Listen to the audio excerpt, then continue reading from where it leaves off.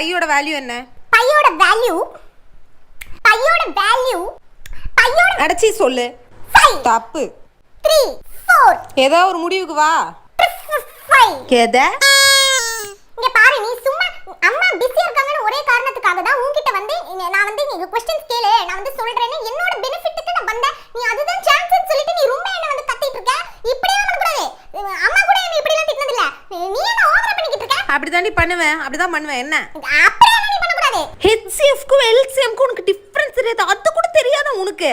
அது கூட தெரியாதுடா.